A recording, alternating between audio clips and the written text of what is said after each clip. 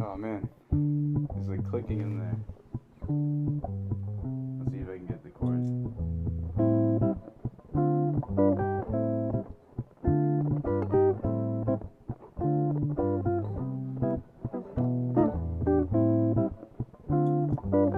Oh no no no no no.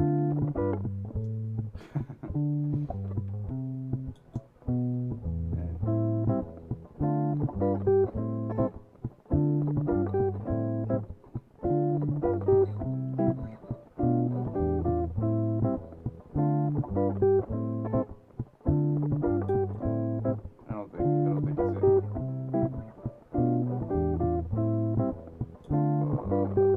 No, it's late. All right, let's try it again.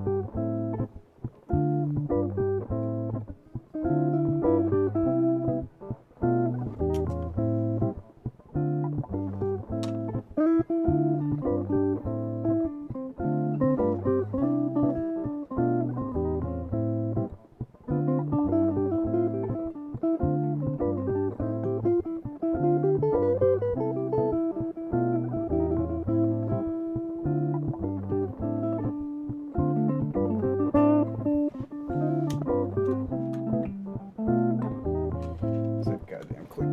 That's all right. We're gonna get past that.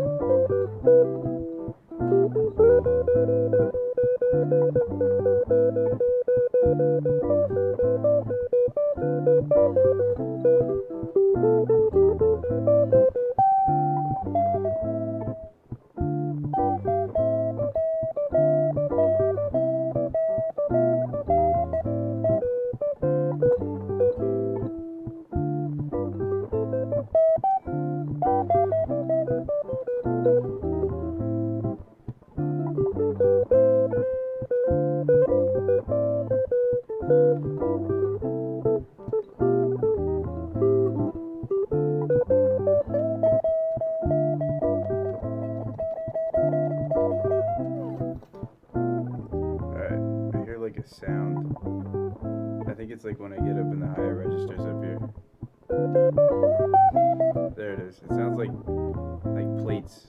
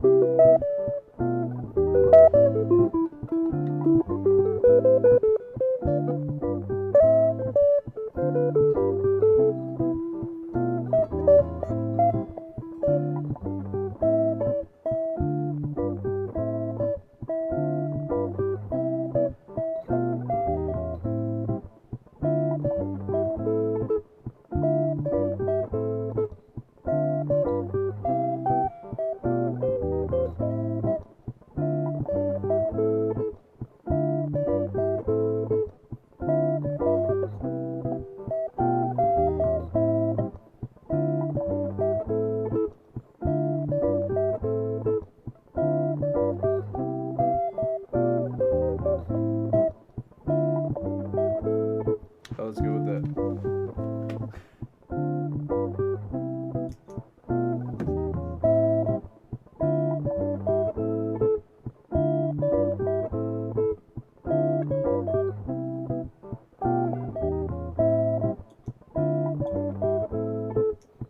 I messed it up. We gotta try it again.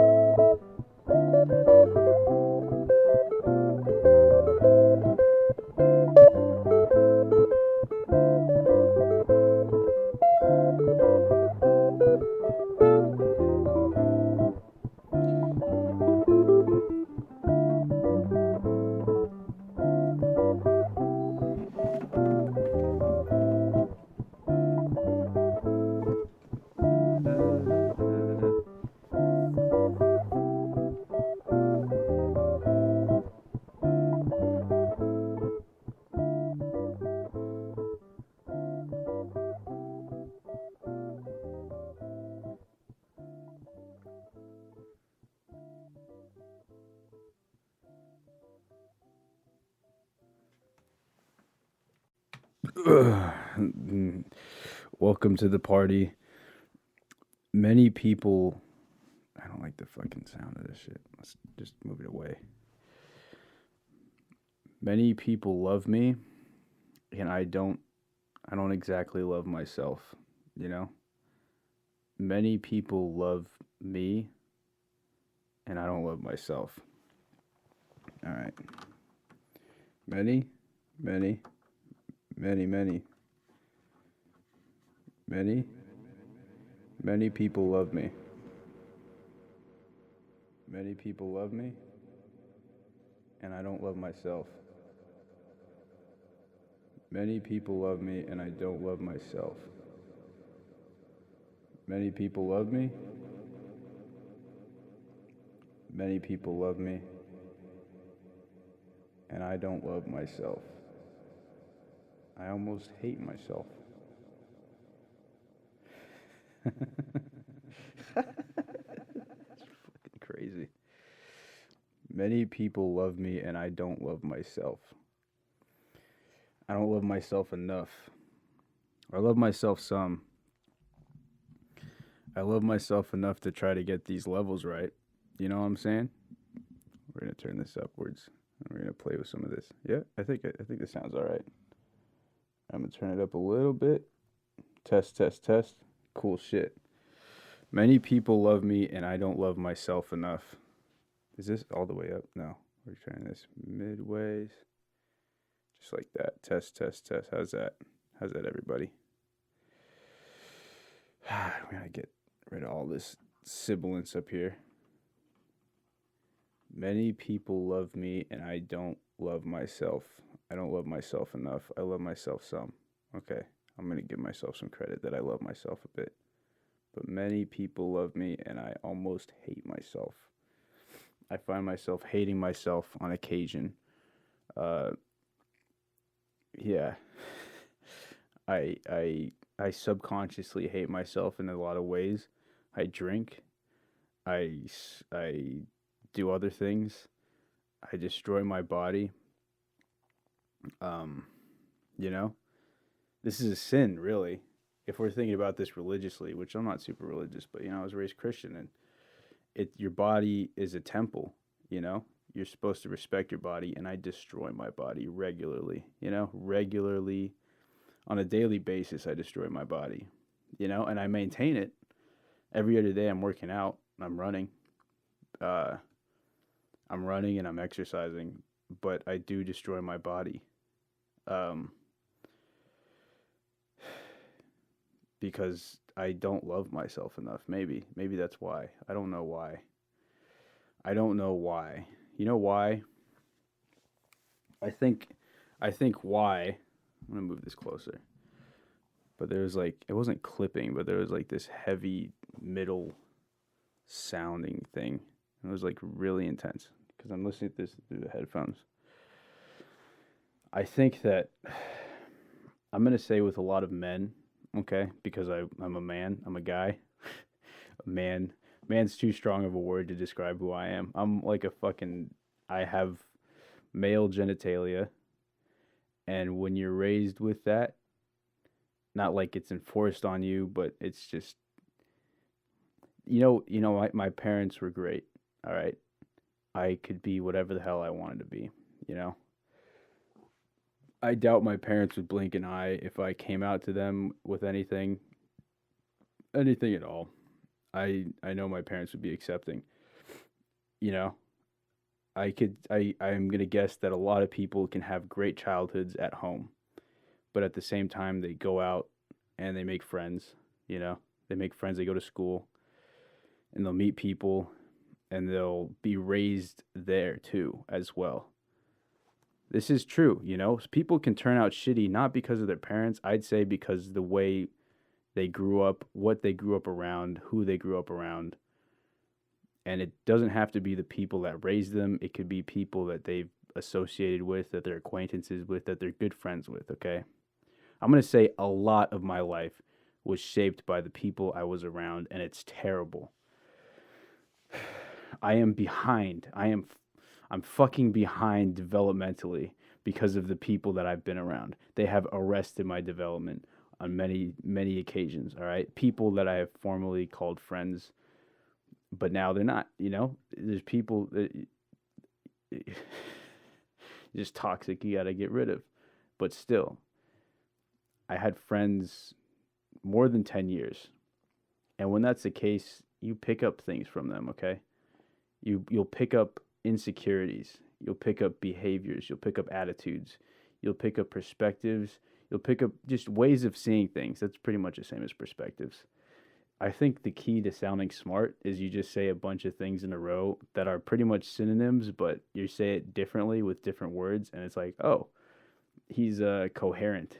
He can make words come out of his face, multiple words. They all mean the same thing, but I don't care. They all sound different because he's just using different words.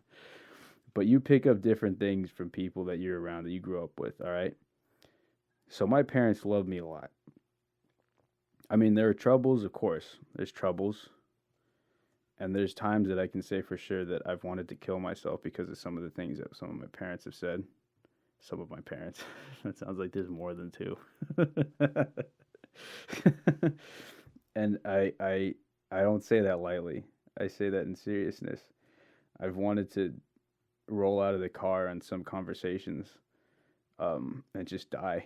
And there's just been times that just I feel like there's just so much that it was expected of me that I wanted to kill myself. And I was overwhelmed. I couldn't do it. And I feel like I let myself and everyone else down. And I'd say some of that came from my parents for sure. But you know what?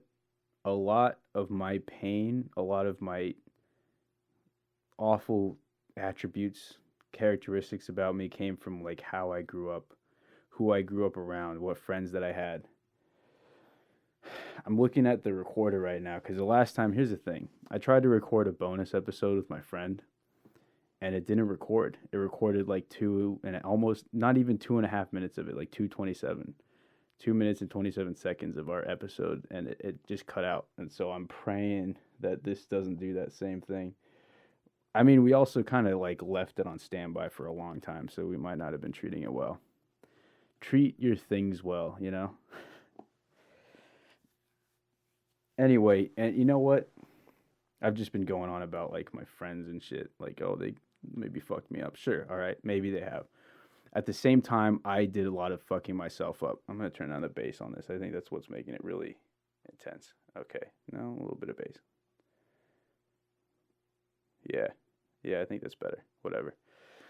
I have to own up to what I did to myself. All right. Nobody drank around me in times of depression. I've never seen that before. I've picked up this behavior myself. I chose this, okay? I chose to drink when I was sad. I didn't see anyone else do this. I didn't learn this from anybody. I just chose to do this. All right? This is totally my own fault. I would have to hold myself accountable. There's nobody I could point the finger at. And I think that's important, that you have to remember not to point the finger at everyone else when you know that something's your fault, okay? I think this is a lot of things. And at the same time, you don't want to blame yourself for like everything, because not everything's your fault for sure. Okay. But some things are. And these learned behaviors of alcoholism, those are totally me. This was all me. Maybe I could see some things on TV and movies and things like that that makes alcoholism like somewhat glamorous or something. But it was me who was depressed, who chose to turn to the bottle to make myself numb, to make myself feel numb to the sadness and depression, and that's what I chose to do. Nobody suggested it. Nobody did it around me. I didn't learn it from anybody in my life. I don't even think I could have learned it from TV. Maybe just seeing characters on TV like, oh, drinking, they drink. You know? But no, this was me. I chose this. I know it's bad. I know it's like I know there's a risk of like there's a risk of spiraling down into an addiction of alcohol. I knew that and I chose to do it anyway.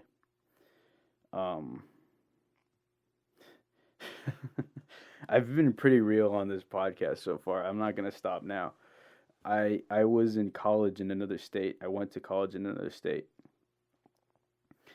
and there was this girl I really fucking liked there. I really believe I was in love with her just because I don't say that so lightly, because I think I said this before. I did fall in love with this girl, right? Just because I spent so much time with her. I admired who she was, her character, and she was beautiful. She was bad as fuck. um, I don't know. At the risk of sounding pathetic, I would just take any chance that I had to go and talk to her whenever I saw her. As I was going to class, I would go to the cafe. Sometimes I'd be coming out of class or something, and she'd be sitting at the cafe somewhere studying or something. I go sit down and talk, and there was like this period of time when I don't know, maybe her schedule changed or something, and I didn't see her. I didn't get to talk to her a lot, and I feel like this is something that a lot of people don't know. Even people that I'm close to, they don't exactly know this. I have told people that I'm close to about this, but some people that I've been close to, probably who I lost in like just this period of losing people, they probably don't know this shit. But I just got really fucking sad. And when I was out there, the friends that I had out there, I didn't tell them. I didn't talk to anybody about how sad I was. I didn't find a therapist. I didn't reach out to anyone really about this shit because I'm a fucking guy. I'm a man. That's not an excuse. That's just a fucking I don't talk about my feelings, especially with these motherfuckers around me. They weren't receptive. All right, some people weren't receptive, so I wasn't excited to open up to these people. And also, look, and this is so fucked. All right, if you find this in your group of friends, then they're not your friends. All right. I feel like sometimes I had a mentality of if I tell them this could be ammunition that's used against me, and I didn't want to give up. I didn't want to show my hand. I didn't want to be vulnerable to them so that they might go back and attack me because they would sometimes. And that's not the only reason. It's also because I was just a pussy. I was a pussy because of a lot of things. And I was a huge pussy because I didn't share my feelings. I didn't open up and cry to people when I needed to. And that's a huge reason why I was a pussy back then. And I was deeply depressed and I was sad. And what did I do? I stayed home and I drank because I was so fucking sad. I just I just wanted to be numb. And here's the thing, this is over some fucking girl, some broad. That's fucking sexist with a fucking fucked up term. But you know what? I'm gonna lean into it. Fuck it. I didn't want to be crying. I'm gonna speak in toxic masculinity here. This is toxic masculinity ease or some shit. I did not want to be so sad, so depressed over some broad. That would be so pathetic. I don't want to admit that I was so sad over a girl. That'd be so fucking. That would be not macho at all. That'd be so fucking weak sauce, right? So I'm like, dude, fuck that. I'm a guy. I'm not sad. I'm not sad about this specifically. I could be sad about a friend passing. I could be sad about I was sad about losing my car. Somebody totaled my car. Some fucking drunk driver out there totaled my car. I could be sad about that. I could be sad about I don't know. We had an intramural basketball team. I could be sad about losing a game, maybe. If I wanted, I wasn't really. I was kind of sad about that shit, but I could be sad about some things that it's okay to be sad about as a man. But over some fucking girl, over this shit, why would I be sad about this? That's ridiculous. That's fucking pathetic. So I don't want to be sad. I have to not be sad. I'm gonna drink instead, so I'm not sad. So I'm drunk instead of sad. I'm I'm drunk, I'm buzzed instead of sad. And here's the thing. I like sweet drinks. I like cocktails. Oh man. I like cocktails. I like sweet drinks. I basically have on occasion, most of the time, the palate, the taste of a white girl. I like fucking Moscato. I'm drinking Moscato right now. I'm drinking Moscato and Douce right now, all right? I like sweet drinks, but at this point in my life, I just needed to get drunk, and I didn't even fucking care. I needed to feel it. I needed to feel it. I needed to feel the buzz. I needed to feel the fucking alcohol taking over my system. So I wouldn't give a shit about like mixing. I would mix hard alcohols so I could tone them down a little bit, but fuck, I was just doing like vodka tonics. We had San Pellegrinos in the fridge or like around. I could just fill a cup up with ice, vodka, and then the Greeno, and then that'd be it. I drink that, just get the alcohol in my system, so it starts working. So I start numbing out because I didn't want to be fucking sad about this. I did not want to be fucking sad about this pathetic thing. You know, I didn't want to be depressed about this, and I was. And I didn't admit it, and I didn't want to accept that I was sad about this. So I got numb instead. I got way fucking numb. And that's what I chose. I chose that for myself. You know? Nobody chose this for me. Nobody told me to go drink when I'm sad. I did. I chose that for myself. And I have to, and now I'm still drinking, I'm still drinking alcohol. I'm not sober. I'm not a sober guy. But that's me. And that's me. That's what I chose. No one in my family I know is like an alcoholic. None of my friends are. Some of my friends might smoke some weed, but I chose this for myself. I did this to me. All right? And I don't know what this is. This just started flowing out of my head. All right? This is, the style of this fucking podcast is free flowing shit. And this just started coming out. But I know that this is all me. And I've been drunk before. And here's the thing, you know what? I've had suicide attempts before, okay? I had suicide attempts before. I was high and drunk. I might have been a little high for one of them, and then I was kind of drunk for another. And I was drunk not because I'm not going to blame the suicide attempt on me being drunk. I knew I wanted to commit suicide, and then I got drunk. You know?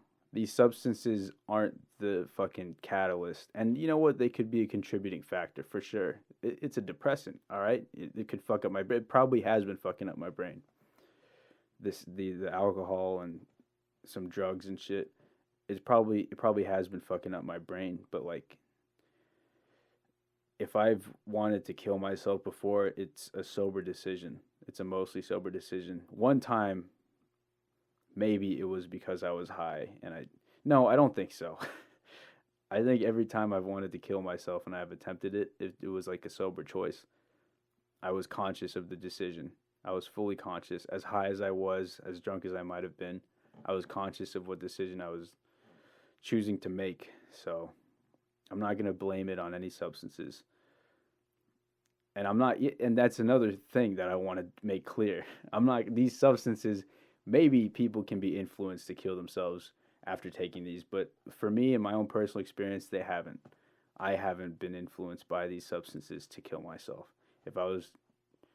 If I wanted to attempt suicide, it's my choice, and I always knew that. I'm gonna check the levels again, look at the fucking recorder, and hope to God, what's this? I'm looking at, like, there's this levels thing on the recorder, and there's like this caret, okay, like an arrow, and every now and then we're passing it. And I don't know if that's like the clipping point or if that's like a point where it just becomes way. I don't know. Here's the thing. I got a new EQ thing. It has like a lot more inputs, and it's got this effects thing, which is what I was playing with before. Let's see. Test. Look at that shit. Fucking crazy, right? Right? Isn't that fucking nuts? Many people love me and I don't love myself. Many people love me and I don't love myself. Alright. There's people that do love me though, and I don't take care of myself like they would like me to. This is my body. This is my body. And as much as I'll say this shit, You know, as much as I will fucking just admit and hold myself accountable to all the foul shit all the foul behaviors that I do, everything fucked up that I do to myself, to my body, I'll hold myself accountable for that. Where was I going with this? Something about people. I mean, no, yo, okay, yeah. At the end of the day, this is my body. All right, and people need to respect that. You know, people need to respect that. Some people just don't understand that. Some people see human beings as things to point a finger at and to hold accountable and to just control, you know? And that's not what we are. We're human beings. We're imperfect and we make decisions. We make our own decisions. We have free will. A curse and a blessing, it's free will, you know? And this is my body. And if I want to put alcohol in it, then I'm going to, okay? You know? I believe this, you know, all across the fucking board. And I said this before on the podcast, like, look, if you plan on ending your life, I as much as I might protest, you know, I'll be honest. I'm kind of pro-life. I believe in, you know, there's life and abortions is kind of in a way ending potential. At the same time, I do truly believe it's not my fucking body. If other people need to get an abortion for reasonable reasons, for whatever reasons they need to have an abortion for, that's their body, that's their choice. And I'm not judging them, and in fact, I'd support a lot of them wholeheartedly. You don't want to have a rapist baby. You don't want to have a baby that, if you really don't want to have a baby that would have some defects and you can't afford that, you know, your choice is your choice and that's your body. And nobody can tell you what to do with. Nobody should be able to tell you what to do with that. That's your shit, you know? That's what I truly believe. And that has to hold true with everything all across the board, with suicide, with alcoholism, you know? You can't force someone to quit smoking. You can't force someone to quit drinking. You can't force someone to not kill themselves. Slowly or in a very real way. It's their body, it's their life, it's their choice, you know? It's their choice. If somebody's on the edge of a building about to jump off, I could not stop them because it's on principle. That's their choice. On principle, I believe that's their choice. I would strongly discourage it. I'd say, no, there's things to live for, sure. And I'm not going to lie to you and well, no, that'd be kind of a lie. Maybe there's nothing to live for them. I sympathize with that. Look, you'll have your own choice. You'll have your own vision of how things are in your own life, and I don't know what that is. You don't know what my life is. You don't know what a suicidal person's life is. Even if you have been suicidal, even I've been suicidal, I couldn't tell you what's going on in another suicidal person's head. I can't tell you what problems they've had, and I can't solve their problems. If they have, you know, chronic problems, reoccurring problems that they can't deal with, I don't know those problems. You don't know those problems. We can't tell them that they can't do what they're going to do, you know? We can ask them to not do it. We can say that we love them and we want them to stay here with us, but at the end of the day, it's their body, it's their decision, you know? It's their decision. It's their choice. And same with this alcoholism. In a way. And this is a little different because if this ever becomes a problem and people really need me to stop, I'll be open to hearing what they have to say, honestly. I like alcohol. I love alcohol. I love being buzzed. I love getting drunk and fucking dancing and shit. That's what I like to do.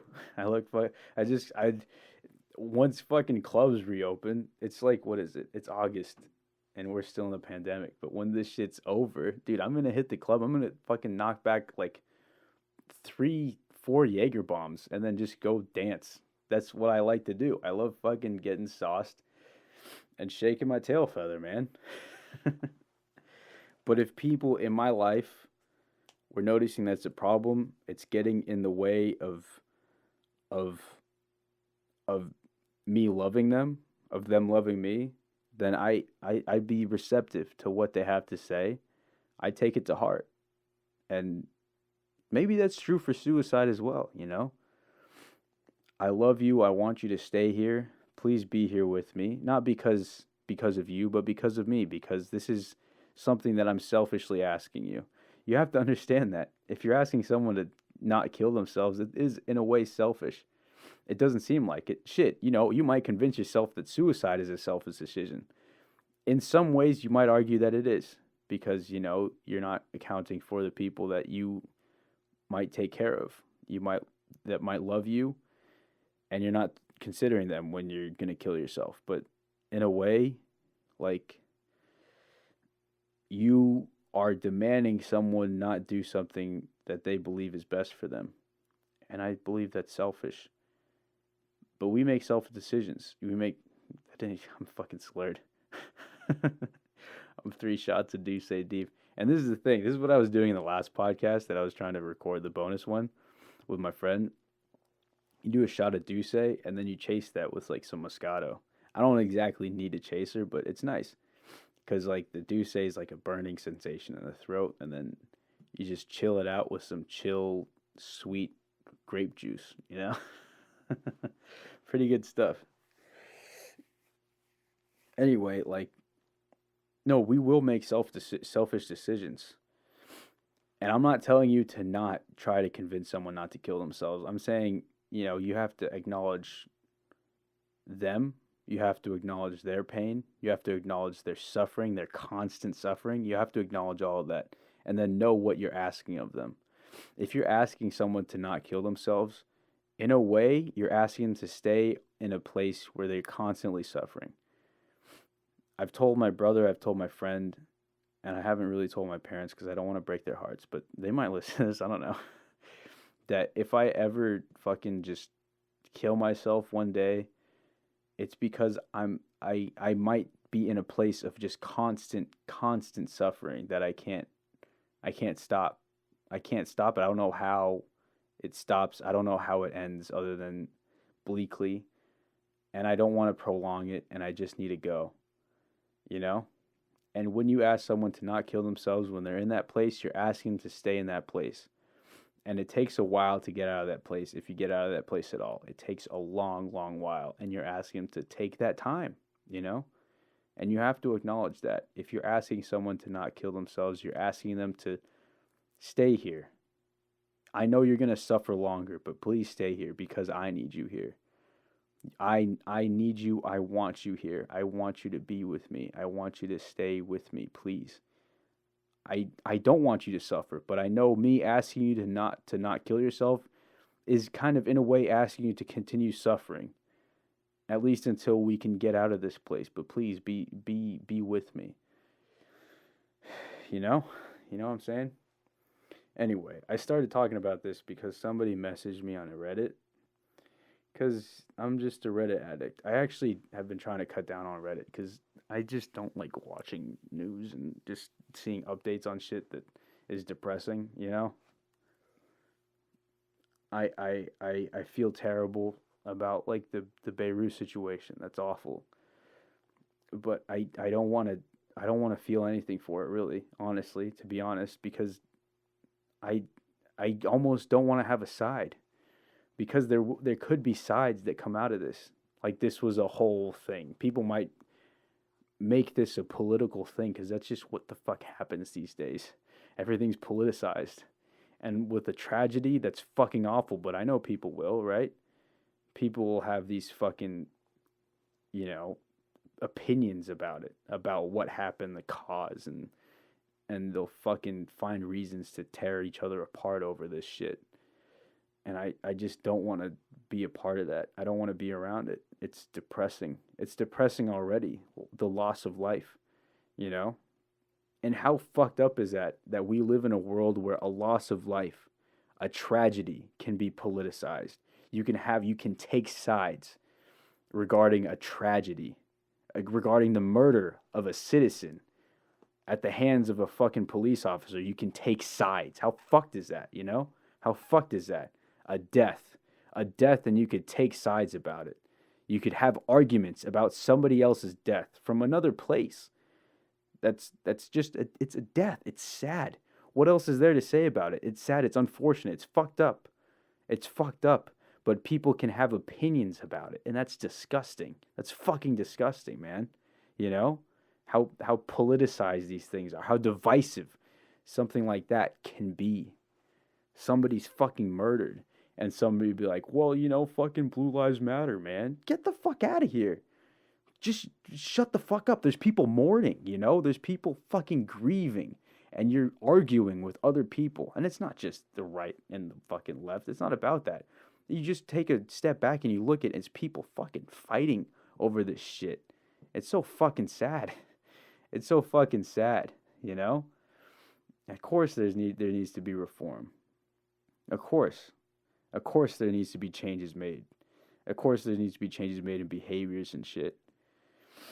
But fuck, man. You should start with that. Everybody should start with that and go from that place almost alone. Before you have an opinion on it, you have to look. There's people suffering. Before you make a fucking political statement about it. Before you blame somebody. Before you point a fucking finger at whose fault this is. Either side, whatever fucking side you're on. Before you start to point a fucking finger, acknowledge that there's people fucking suffering over the death of somebody or multiple people, that it's a fucking tragedy. But no, you don't fucking you don't blink. You don't blink. You just go to straight just attacking someone else. It's almost like it's not real to you. It's almost like it's not your person. It's just fucking points. It's points in a game. That's so fucked how it is today. Anyway. I don't know how the fuck I got here, but we're going to talk about this. I was talking about the alcoholism before because someone on Reddit reached out to me and they're saying, they're asking if they need to be worried about me. God bless their heart. My girl's name's Pamela. Great name. Pamela. I met someone, I'm pretty sure I met them. Did I meet them? I worked with them. There's people that I've worked with or have been alongside. I never really met them or got to know them at all. I'm just antisocial or some shit. Pamela. I think her name was Pamela. Pamela. I think her name was fucking Pamela Anderson. It's crazy. She wasn't Pamela Anderson, but it was somebody named Pamela Anderson. I'm like, that's hilarious. But Pamela reached out to me. Not Pamela from, I don't, this is a total internet stranger. But a friend. We don't know each other in real life, but over the internet, why not? They listen to my podcast. They might know something about me. Anyway, they asked if they need to be worried about me because maybe I've just been talking about some shit.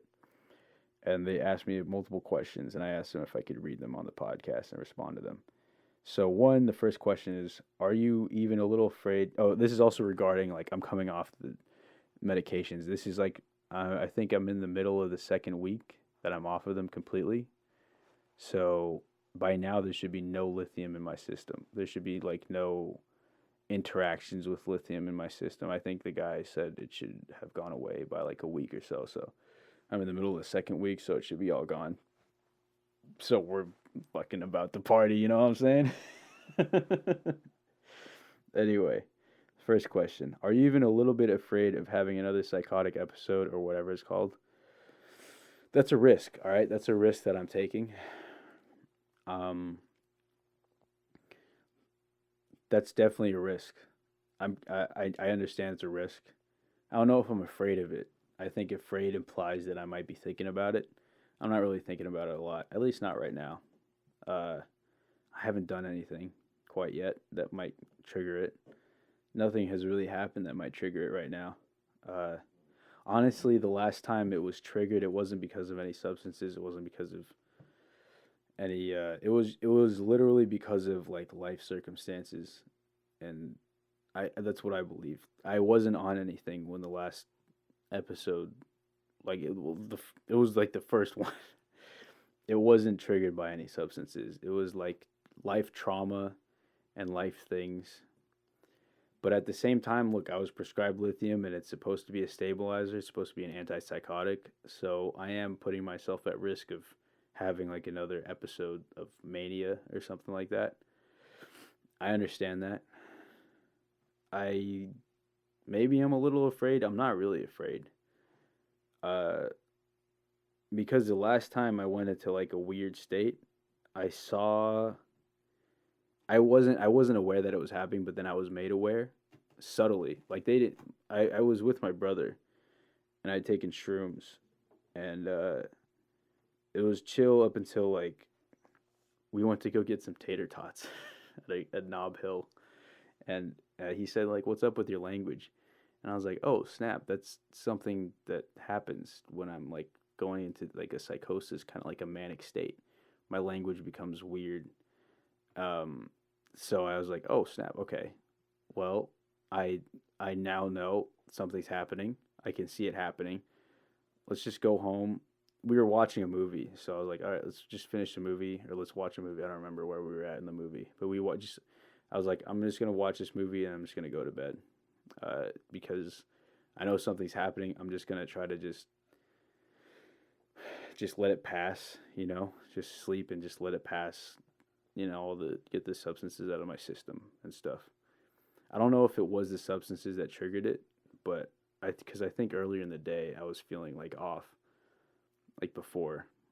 I was just kind of feeling off that day anyway. So I don't know. And that's while I was on lithium.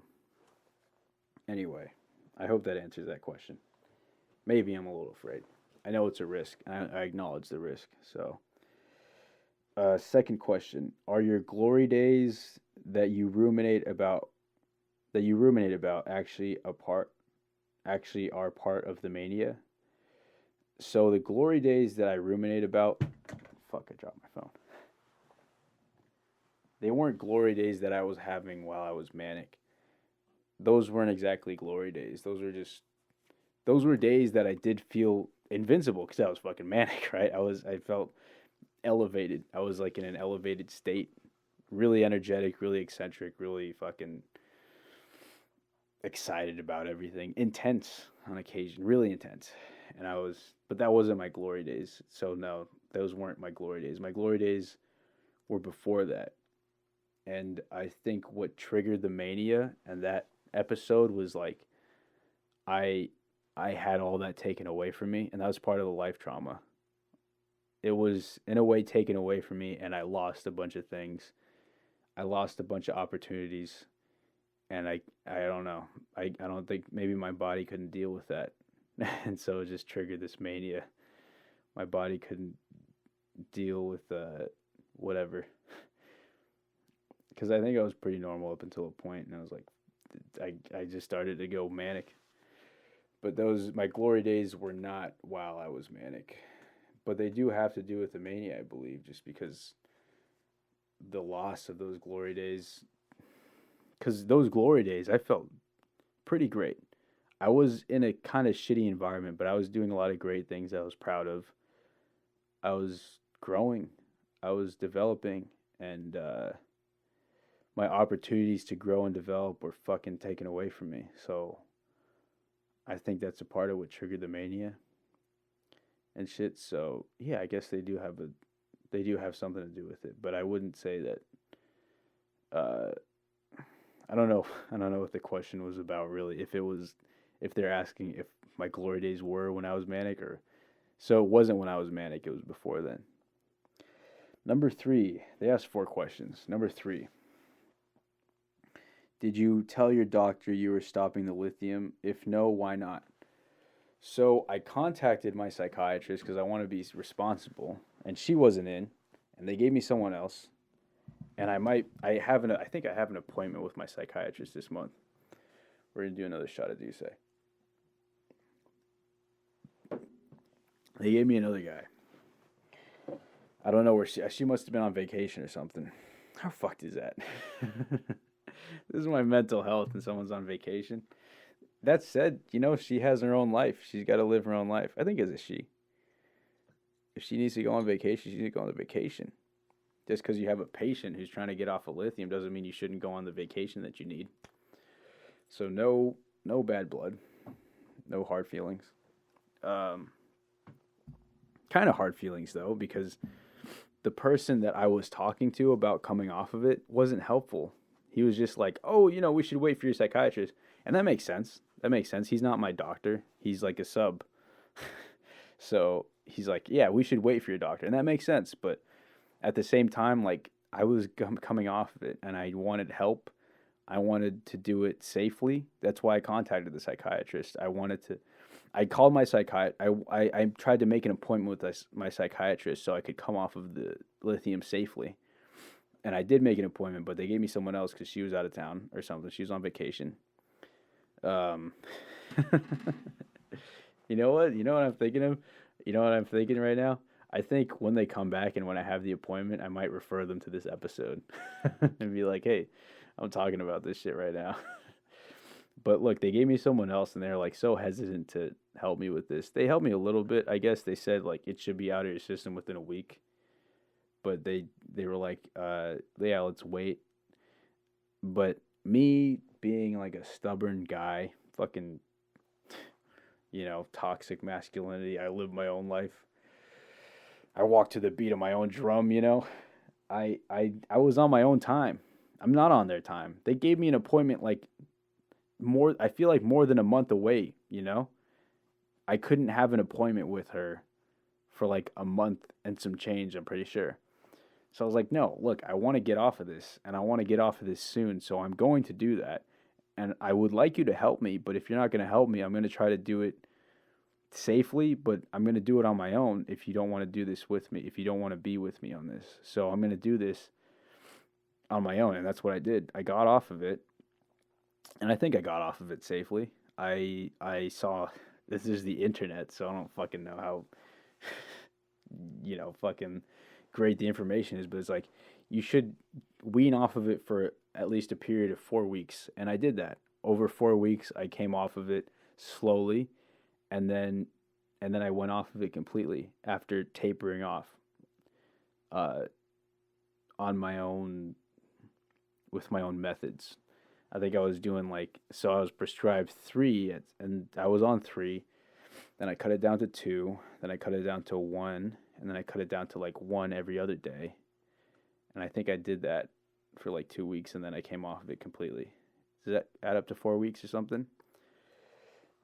So right now I'm done with my 4 weeks, and I'm in the middle of the second week of being off of it completely. So that's where I'm at. I did contact them and I did ask them. I did contact them in an attempt to ask them for help to come off of it safely because I don't want to fuck up my brain. The whole thing about this is, all right. I want to answer the last question before I go into that. So if I remember to go into that rant after this question, then I'll go into it. But let's see. Can you go a day or days without drinking? Many people self-medicate when they aren't being treated for their mental health. That's fair. That's fair. Totally fair. And to that, I say cheers.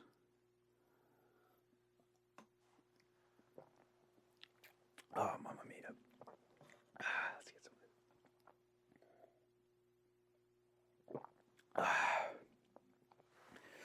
So yeah, I can go days without drinking. And if I chose to, I'm sure I could go sober for a relatively long time. I'm sure I could. I don't drink every day. I honestly don't. But that doesn't make me not. That doesn't mean I'm not an alcoholic. There's alcoholics who don't drink every day, who might drink almost rarely, but they can still be alcoholics. I'm pretty sure. I don't know everything about alcoholism, but I saw an interview with Dick Cavett on YouTube. Dick Cavett, and I can't think of the guy's name. What the fuck is the guy's name? Maybe I'll look it up. He was in Mary Poppins. I'm just gonna look up Mary Poppins, right? Mary motherfucking Poppins. Supercalifragilistic Dick Van Dyke, right? Was he the guy? I think it was with Dick Van Dyke. I think it was Dick Van Dyke and it was Dick Cavett. So Dick and Dick, Dick Van Dyke, whoever Dick Cavett was talking to, he was struggling with alcoholism, and he was like, yeah, you could go a long time without drinking, but you could still be an alcoholic. Maybe that could just be a reference to like falling off the wagon or some shit like that, but I'm sure that I can not drink for like a long period of time. Um, can I go days without drinking? Yes. Does that make me not an alcoholic? No. I could still be an alcoholic. I think that I am in a way. Um, I was actually thinking like maybe I should go to a meeting or something, not to try to get off, but just to see what it's like, just to see what people have to say, and maybe I'll be influenced about something. I don't know. But oh man, here's the thing that I think about, like with myself, and like I think with men in general, because of their toxic masculinity, because of my toxic masculinity, because of masculinity, like that shit. It's just you don't think about the consequences. You don't think about the repercussions that you might face like years from now, and you choose not to because you choose life in front of you right now. That's what you choose, and sometimes that's what you have to choose. In fact, I'd say, and I always kind of think this, like when you're suicidal, when you're depressed, every fucking day is a choice. You either choose to live today or you choose to kill yourself. You choose to die. And and based on that, I commend. I fucking commend every suicidal person that has lived to this point. And that's not an insult to people who've killed themselves. I commend those people who've killed themselves to have lived to the point when they have killed themselves, because every day is fucking a choice. Do I want to continue living in this fucking nightmare, or do I just try to find peace this way? Do I try to find peace by ending my life? And so this thing's fucking hard. This life thing, all right? People are fucking suffering every day. And you might think that you're suffering, but everybody's struggle is different. Everybody takes struggle differently. You might have a really hard life and you might not be suicidal, and you might look down upon people who want to kill themselves, who've had hard lives. You might think of someone like, oh, I've had it harder than you and I don't want to kill myself. Look, they have a different life than you, man. They have a different fucking life. And every day to them might be really fucking suffering. So, God bless them for like living to the point that they've lived. If they've killed themselves, if they're still living, you have to respect that, because they're making that choice. They're faced with that choice every day. I said choice, hella funny. That was like almost 2 syllables. Choice. Choice. Choice. Now I'm hella drunk. I'm not even hella. I'm kind of soft. They're making that fucking choice every day of, do I want to live today or do I want to just end it? And if you do live, you kind of at some point you have to choose like fully to live, to really just do what you want to do for yourself. And that could start off with like spoiling yourself, That could just, be little things like splurging on like a pinky ring. That could just be like getting a donut. That could be like just doing something unhealthy, skipping an exercise day. That might not be so. Just doing something, or it could be like, this is something I want to do. I'm just gonna make a baby step in that direction, and that could be your version of living. But if you do live, you might have to just choose to fully live and embrace all of it. I've just been thinking recently. I've been playing with this idea. This is how I've been describing my life in this period right now. I'm like falling forward. Okay. There was a period when I was like hella sad, and then I wasn't kind of sad. Today I was kind of depressed, all right? But there was a period of depression that I was in before, and I was on the podcast probably talking about it before, but um I'm kind of reaching a place where like, yeah, I'm still kind of depressed and I'm sad, but I'm kind of falling, figuratively, but I'm falling in the direction towards progress. Like I'm doing things that I need to be doing that's productive and shit. that's making progress on things that I want to make progress on. So I'm falling forward. Um, I don't know how many people know this, probably on Reddit if you're listening. I'm trying to make some fucking shirts, you know, and I just completed a deal almost. I'm in the process of completing a deal. I'm still waiting on a tech pack to be made. I found somebody who could make me a tech pack, and we're doing that. So I'm making progress. Um, Fucking class. I'm still in summer session, so yeah, I'm still doing that, and I'm making progress, and I'm still feeling depressed, and I'm still kind of dropping, and I'm still drinking myself blind. Not really blind, but I'm still drinking. I'm fucking still destroying my body, but I'm falling, and I'm falling forward.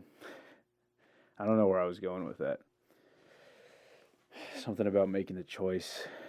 Something about, yeah, some shit like that. Uh, Fuck. Let me look back at this thing. Can I go a day without drinking? Yeah, I'm an alcoholic still. It's my body, my choice. What am I trying to get to here? I wanted to say something, and I also wanted to go on a rant about something before. I think it was based on the last question before that. Let's see it. Motherfucking question 3. Tell your doctor you're stopping. Oh, dude, I totally forgot. I don't think this is because it could be because of the alcohol. So, I was in Thailand once. My brother was studying abroad in Thailand, and I went to go visit him. And he took me to this street called Khao San. And along the sides of the roads, you could just stop in these little, what are they? I don't know what to call them. They're like tents almost, like little stops, little shops, little pop up shops on the street made from like like little pop up gazebos and shit. And you could do nitrous. You could just do nitrous on the side of the street. They have like nitrous dealers, I guess. You could buy a drink. I bought a drink at the same place I was doing nitrous at. They offered nitrous and they offered drinks and they offered cocktails. I was like, Jaeger bomb? And they're like, oh, sure. But what is a Jaeger bomb? And I was like, all right, yeah, so just give me like a Red Bull and then give me Jägermeister and then just do some of that. And he gave me a bucket. You could get a bucket of booze. I got a bucket of Jaeger. I got a bucket of a Jaeger bomb, and he just mixed it. It wasn't like the bomb he dropped it in, but like he just mixed it, which is pretty much the same shit. And I got a bucket of that shit on Khao San. But that's not even that's well, that's booze. But also, I was doing nitrous there, and nitrous, what that is you just the guy, the person, he fills it up. He fills up a balloon. He fills it up. I'm a bad storyteller sometimes. He takes a balloon, and he has like this thing that you'd kind of think you'd do whippets with this thing, like this like converter thing. You could just put like some kind of CO2 or some kind of canister, some kind of like pressurized canister into like a balloon, and he'd fill up these balloons with nitrous, and you'd like you take the balloon, you put it into your mouth like all right, you like inhale it and then breathe. You just breathe this. You don't breathe outside. You just breathe this almost exclusively. And I think what it does, I don't know fucking science, but I think what it does is it chokes out your brain of oxygen and you're literally inhaling nitrous. So I think that's kind of what you're replacing the oxygen with, like nitrous. And you get this weird fucking high for like a couple seconds, maybe a minute tops. And it feels really like boom, boom, boom, boom, boom. Let me see if I could just like turn the bass. It's like some shit like that. Not like that exactly, but it's like you feel there's music playing and like I don't know, like on the street, and you could feel the bass like heavily. And it was like really fucking weird for a second. And so I did nitrous. I did like 2 balloons of nitrous. I've smoked weed in my life. I'm not like a huge weed smoker. I'm not a social weed smoker really much. I have been, but I've smoked some weed in my life and I've drank a lot of alcohol. So like that has probably had like a fucked up effect on my brain. So my brain could be fucked up from this shit for sure. And I acknowledge that. I totally acknowledge that. I was like going somewhere with this. There's like directions that I'm like that I want to go on. I almost see like after question 3, I was in the process of saying shit, and then I wanted to go on a tangent to go on a rant. I'm just starting to talk slurred. Started to go on a rant about that, but then I wanted to read question 4, so then I forgot about the whole shit. So not like I could turn back now. All right. They also said some other things. Drinks and their nervous system starts depending on it, hence the addiction. I could get addicted to booze. I don't think that I am, honestly. I think that I'm mostly fine right now, but um oh, I think it could have been about that question. Like I was thinking about like we have to not think about repercussions as men, as people. I'm just speaking from a man's perspective and saying like this could be a guy thing, like a toxic masculinity thing, but I think this could be for just about anybody. But I think primarily for guys, you know, you have like this joke among people if you're on like a sports team or something. If you have an injury, you're told to like walk it off. Just go walk it off. And I remember like one of my coaches in wrestling. I was a terrible wrestler, by the way. I was fucking awful. I really wanted to be good because my brother was good at wrestling, and I was like, dude, I want to fucking compete with him, but no, no chance now. I'm not that guy. I don't know. I'm not closing the opportunity to be that. Nah, that doesn't fucking matter. Anyway, I was in a practice with one of my coaches, Coach Bertram, and we were fucking. He was working us out. He was working us out hard. We're on the football field. We were on the track or something like that, and he was like, we were just doing some intense stuff. I don't know, like some kind of running or something,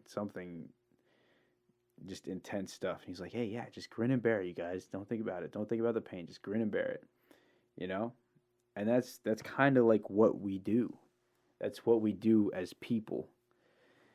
We can't let small shit stop us. Considerations. You know, I remember hearing about situations where if you hesitate, you could die. Some shit like that.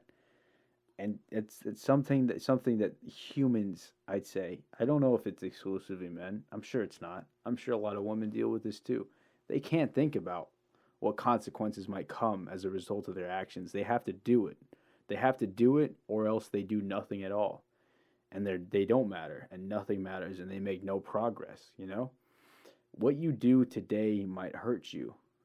Might hurt you in the future, but you might have to do that thing so you can move forward in life, and you can't think about what might happen, what might come in the future. So my brother, I love my brother.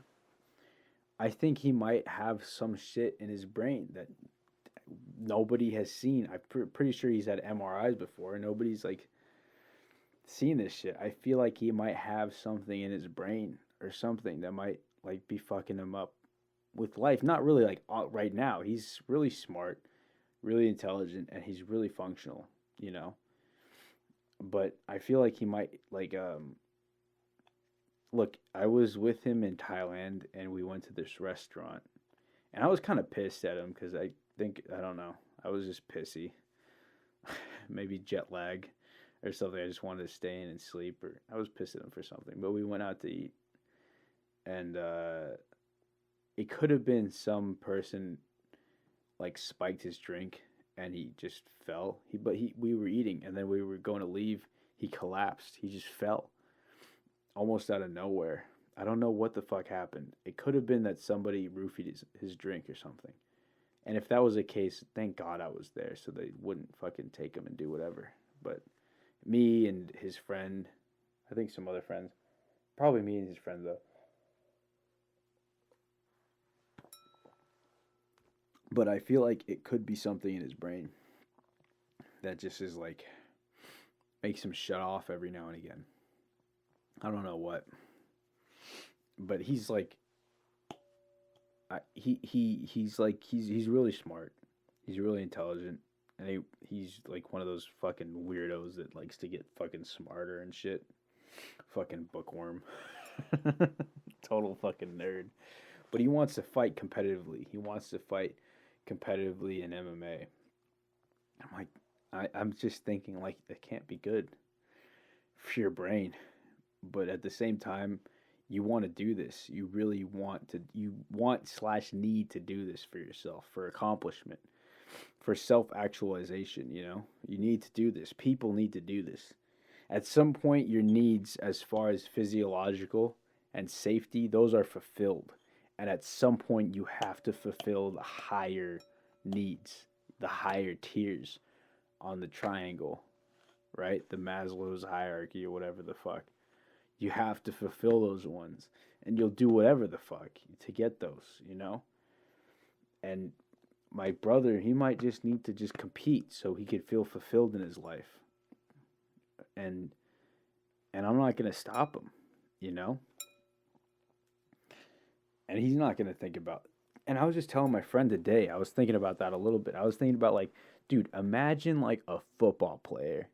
They know that they could go into their 40s, their 50s, and they could have CTE and they could like fuck up their brain and they could just go and do some crazy shit. They could have a fucked up brain and commit suicide, become very violent, they could be really fucked up. But they're signing this contract because it's the NFL. It's the fucking NFL. Imagine like an NFL football player signing a contract to become a fucking football player. Look, imagine all the fucking glory, the millions of dollars that you'll be getting, possibly fucking sponsorships, and you'll be loved by so many people, and you'll be doing what you love to do, like playing this game that you love to play.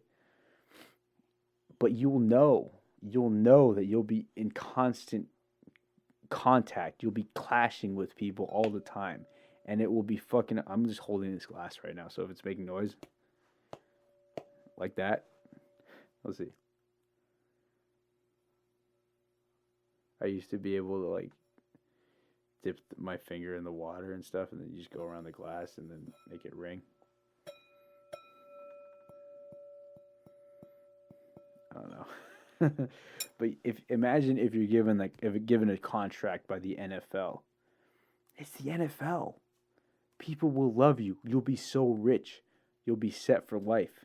If you have a family, you'll take care of your family off that money. You'll be playing on a field watched by fucking millions of people on TV in the fucking stands, and they'll love you and they'll be screaming for you. And you'll be doing all this great stuff. It's just so much glory comes with this shit. But when you turn fucking 40, 50, your brain might be fucked up. You could do some fucked up shit because of like the brain damage that you get from this game. But you can't think about that. Because you have to think about the fucking financial stability that you and your family could have from this.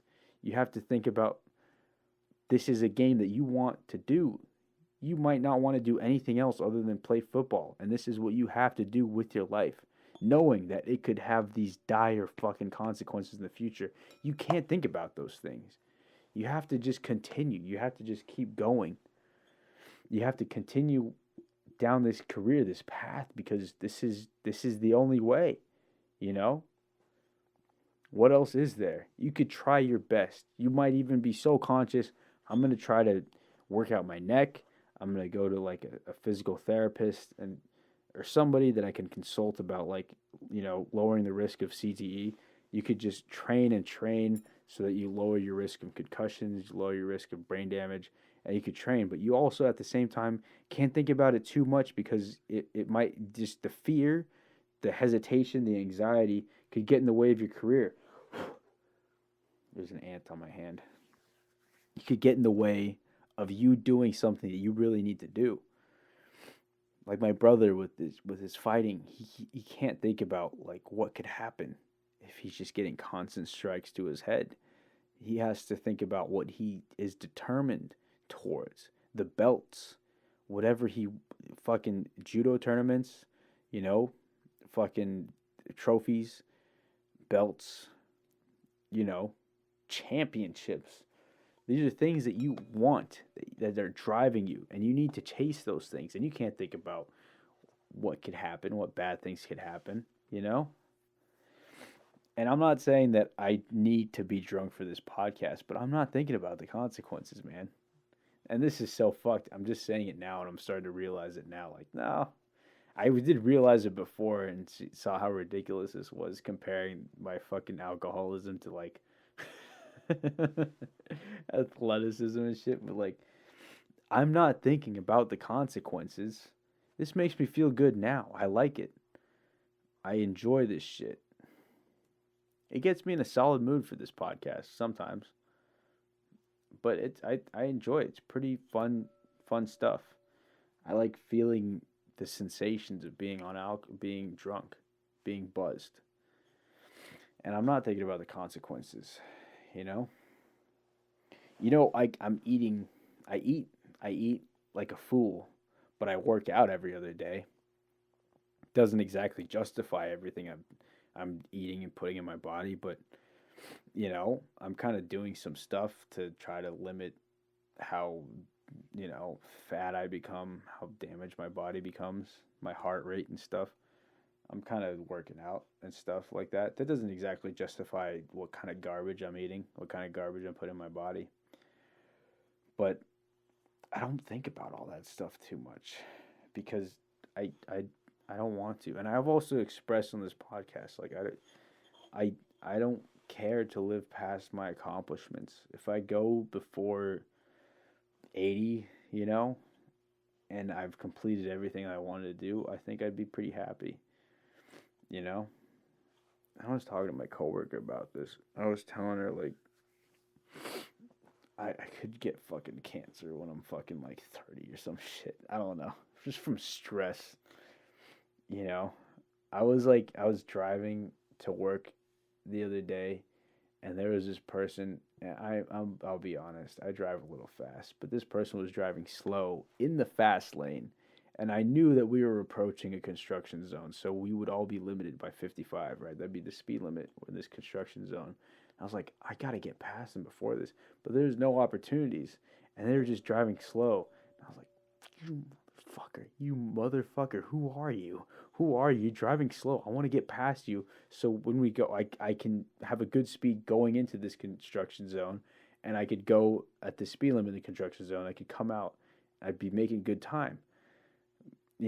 Just because I base my time off of how fucking stupidly fast I drive. I don't drive so stupidly fast, but well, that's all relative. It's relative. I drive fast relative to my mom. I drive fast relative to, I'd say, older senior citizens and shit, older folks. But it's like you slowed me down. I really wanted to get past. I was so pissed, but I was like, you know what?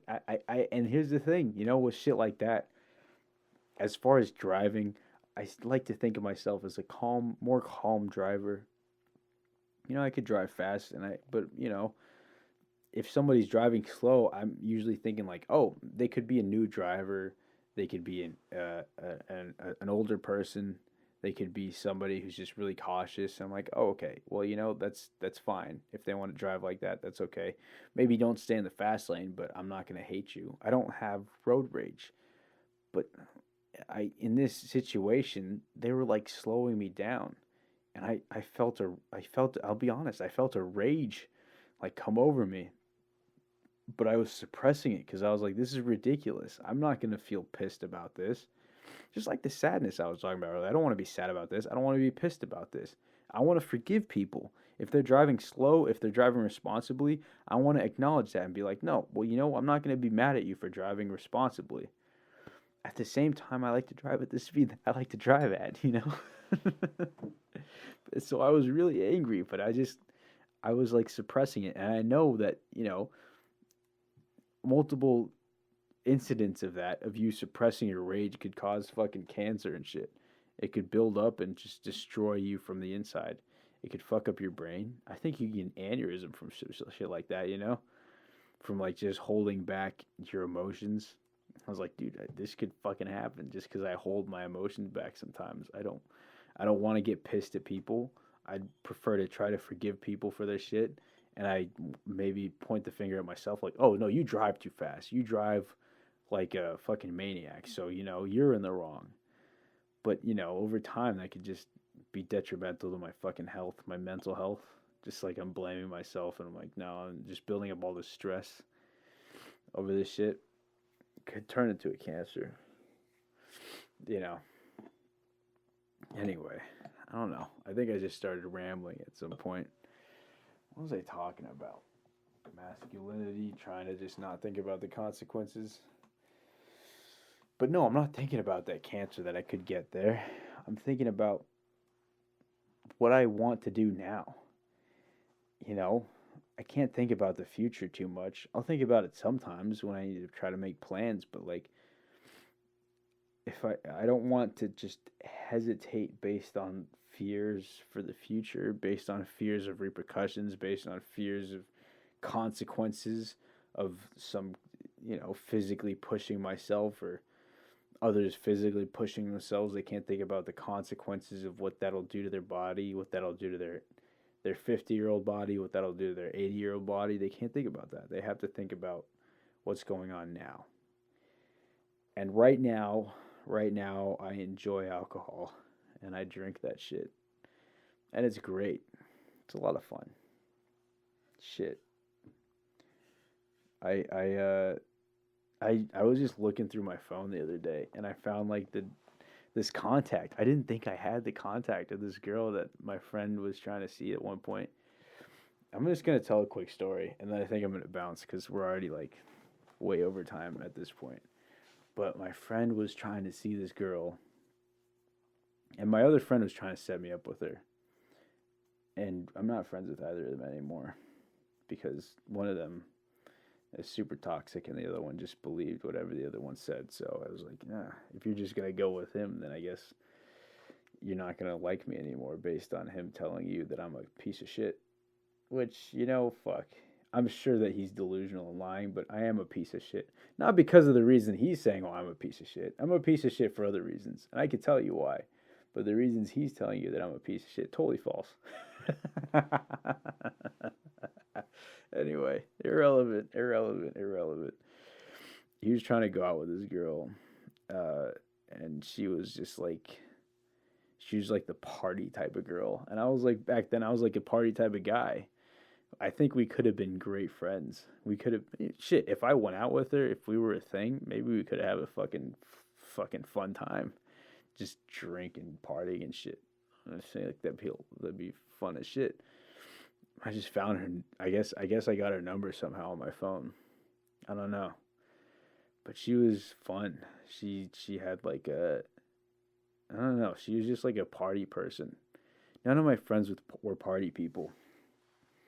See, I'm just gonna give you guys a glimpse of like the people that I was around in the glory days that contributed to like some of the just the fall. So like I was a person who just I like to fucking like I said I like to get drunk and dance and shit, and none of my friends wanted to do that. They were so fucking insecure about a ton of shit. They didn't want to dance. They didn't want to show that kind of side of them. They didn't even want to have that side of them. And they were kind of closed-minded. I'd say they were closed-minded. I feel like they felt uncomfortable around some shit. And I'm just going to say this as an example. I wanted to go to this drag show with maybe my friends, but probably not them because they were so insecure about their masculinity, their fucking sexuality. They didn't want to go to a drag show because like, nah, that's not me. I don't do that shit. Like, dude, this shit could be fun. That's who they were. Maybe this girl would have went there. I was going to go with another one of my friends who was a girl, but she was always working on Fridays. She was working on Fridays, and the drag shows were every last Friday of the month, so she could never go, which is a bummer. But yeah, that was like another reason why they didn't work out, I think, just because like my guy was so suppressed like with himself. I don't think he allowed himself to do things that he might have wanted to do. I don't know. But fuck, man. This girl was fun. She had a mom. We went to her mom's house. Her mom and their stepdad's house. It was really chill. We went there one time and we got drunk and we just hung out, like we partied with her mom, and her mom was like my auntie. I called her Tita Raz. It was really fucking cool. It was a really cool situation. But yeah, she should have come out to more parties. I should have hung out with her more. I think that would have been fun as fuck. Here's the thing. I'm just gonna fucking go on like a little longer. She should have come to more parties. I should have hung out with her at the parties. Because every party that we had, I was so depressed. Because this other girl wasn't there. I really wanted to come. Because I really wanted to hang out with her and spend time with her.